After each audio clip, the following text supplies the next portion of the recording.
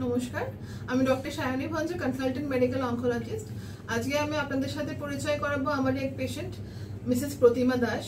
ওনার peri ampullary carcinoma হয়েছিল এবং উনি একটা খুব বড় সার্জারি, যেটাকে আমরা বলি ভিপলস সার্জারি, ওটা করে উনি বাইরে থেকে এখানে এসেছিলেন আমার কাছে কিমোথেরাপির জন্য।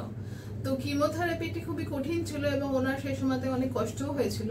বাট আমরা সচরাচর যে এত কেমোথেরাপি নিয়ে কি কষ্ট হয়, কতদিন কষ্টটা থাকে এবং কিভাবে সেখান থেকে বেরিয়ে আসা হয় সেটা নিয়ে একটু আলোচনা করব। তো পেশেন্টের সাথে কথা বলে নি।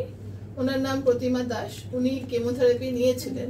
এবার কিমোথেরাপি নেওয়ার সময় আমাকে একটু বলুন কি কষ্টটা আপনার হতো, কটা আছে বলুন, কত কেমোথেরাপি কটা নিয়েছিলেন? ছটা দুভাগে ভাগ করে করে দেওয়া হয়েছিল। আচ্ছা, আর তারপরে আপনি বলুন যে আপনার কেমোথেরাপি নেওয়ার সময় কিরকম কষ্ট? ওটা প্রচন্ড মাত্রাতেই ছিল, বেশ 4-5 দিন, এক সপ্তাহ মতন এরকম দুর্বলতাটা থাকতো। আর মাথার চুলগুলোতে একটু পড়েছে, তারপরে পা কামড়ানো, এই বেসিক এইগুলো। খুব ভয়, প্রথমে যখন আপনি শুনেছিলেন ক্যান্সার হয়েছে তখন খুব ভয় হয়েছিল, খুব ভয় লেগেছিল। মানুষে অনেক কিছু অনেক বলেছিল, অনেক বাজে কথা হয়তো বলেছিল, সেসব অভিজ্ঞতা কিছু নিশ্চয়ই আছে। কিছু বলুন, কিছু অভিজ্ঞতা শেয়ার করুন।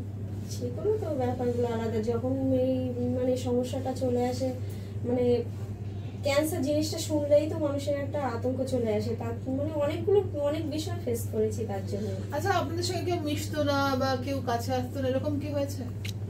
অনেকে হেল্প করেছে, আবার অনেকের মধ্যে সেগুলো লক্ষ্য করেছে, কিন্তু ওইগুলো ঠিক বলা ওরকম হয়েছে না। হ্যাঁ, হয়েছে। তো এগুলো আমাদের সমাজে এখনো খুব দুঃখের ব্যাপার যে এখনো পর্যন্ত ক্যান্সার রোগীকে ভাবা হয় যেন ছোঁয়াচে রোগ, এটা তাকে দূরে সরিয়ে রাখা হয়, তার থালা থেকে খায় না।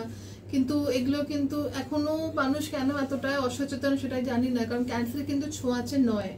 আপনি একটু বলুন, আপনি তো স্কুল শিক্ষক, আপনি ক্যান্সার সংক্রান্ত কিছু বলুন, যে আপনিও ওনার জামাই, ফলে আপনিও পুরো খুব নিকট থেকে জিনিসটা দেখেছেন।